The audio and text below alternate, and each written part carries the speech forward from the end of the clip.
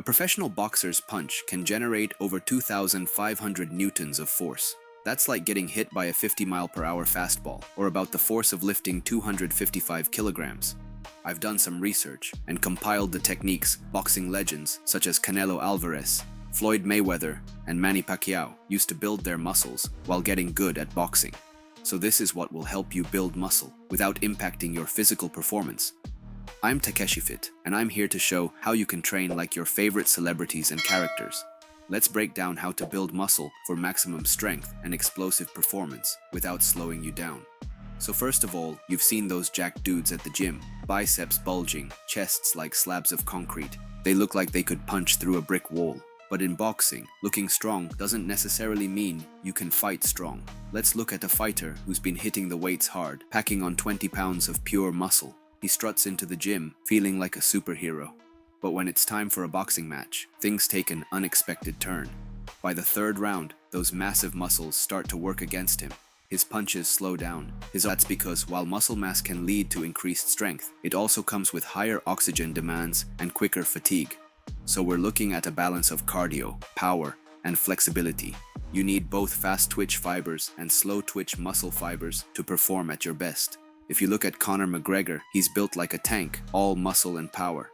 But in longer fights, he struggled. That's because McGregor's fibers, but relying on strength and explosiveness leads to faster muscle fatigue, especially when faced with longer rounds, which means focusing on size and power over stamina and functional conditioning can sometimes backfire in combat sports.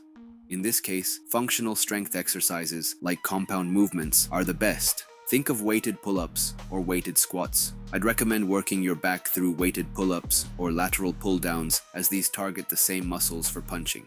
Plus, they work your upper back and shoulders at the same time. You can add in barbell or dumbbell rows to increase your pulling strength and stabilize your shoulder girdle. These exercises work multiple muscle groups at once and are perfect for full body coordination. Add plyometrics for explosive power, such as box jumps or plyometric push-ups, when you lower down and explosively lift yourself up. And of course, endurance training. Long-distance running or road work is classic, but other forms like cycling or swimming can mix things up while still building cardiovascular endurance. High-intensity interval training combines explosive bursts with recovery periods that emulate the physical intensity of a boxing match. Since everyone is different and some don't go for long runs, you can do some jogging or fast walking instead. The core idea is the impact of being on your feet and carrying your own weight in movement, which improves your aerobic and anaerobic conditioning. When you train for functional strength, endurance, and explosive power, you're turning your body into a powerhouse that works through long rounds. That's how you can fight for a long time, delivering powerful hits without getting tired quickly. In order to target the exact ways to build muscle and power, we first have to break down how a knockout punch works, especially because you're not just swinging your arms. You have to use your whole body and involve the specific muscles so you improve your athletic performance. If you've heard of the kinetic chain, it's basically that. In a nutshell, all body's parts act like chain links, with each movement building on the previous one. In simpler terms, your body is one big power generator, and during a punch, you generate force from the floor and transfer from your foot to your upper body via forceful hip rotation at rapid rates via the kinetic chain, and plunge your fist rapidly to your target. And that's exactly what we're going to focus on. So let's look at exercises that get your whole body working at once. Like we said before, compound movements are the best for this. Take the squat, for example. It's not just a leg exercise. When you do it right, it's firing up your legs, core, and even your upper body, because your body is generating force from the ground up, and it's very similar to how you generate power in a punch. Therefore, exercises like squats, deadlifts, and cleans, that's when you engage your whole body. But for explosiveness, that's where plyometrics come in. Jump squats, box jumps, these exercises teach your body to generate maximum force in minimum time. Then we train the core, not just your abs, but your entire midsection.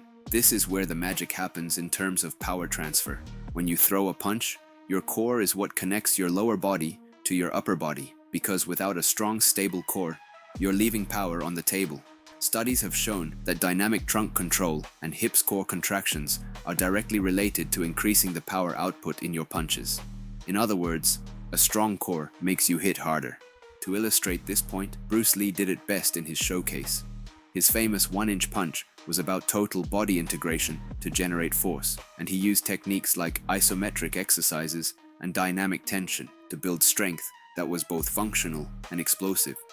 And this is exactly what separates the good fighters from the great ones. When you combine strength training with explosive movements, you're in for some serious power. Alright, we talked enough about biomechanics, so now this is a 3-day training program that'll build muscle and also power. You can perform this workout about 3 times per week on top of your martial arts to see the best results.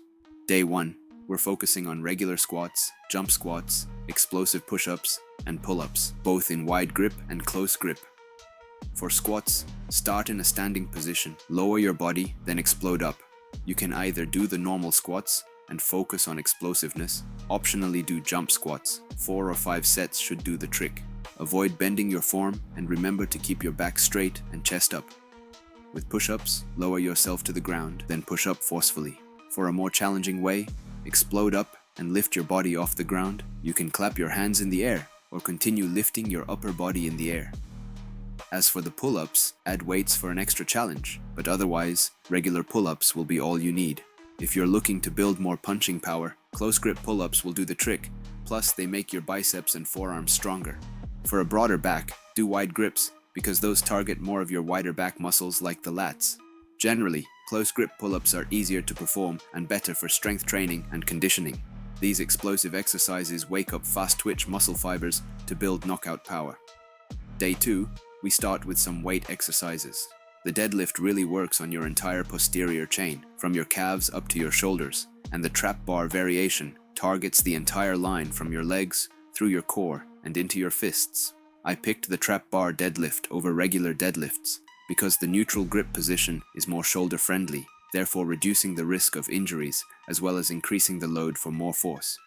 For the other exercises, if we're focusing on muscle size, aim for 4 to 6 repetitions, but 6 to 8 hit the perfect spot between muscle building and power generating, which is what we're aiming for.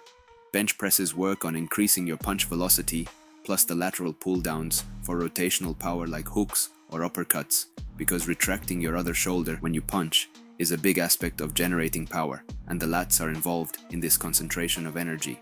Day 3, we're adding plyometrics. Box jumps are key here. Start with a low box, bend your knees, and jump onto it with both feet. Land softly and step back down. For weighted push-ups, you can use a vest, put on some weights on your back, or use a backpack. Up to 5 to 10 kilos are enough, but if you're experienced, go for more. Focus on upward explosiveness from your chest and triceps. Ball slams are great for core and upper body power. Lift the ball overhead, then slam it down the ground. Dumbbell thrusters combine a weighted squat with an overhead press, thus engaging your entire body. Start in a squat position, holding dumbbells at shoulder height, then explode upward, pressing the dumbbells overhead as you stand. For strength exercises, aim for 3 to 6 reps for pure strength and 8 to 12 for muscle growth. Power exercises should be 3 to 5 reps with a focus on explosive movement and proper form. Good luck, and let's crush it. If you've made it this far, consider dropping a like and subscribing. Share your thoughts down below, and I'll see you on the next one.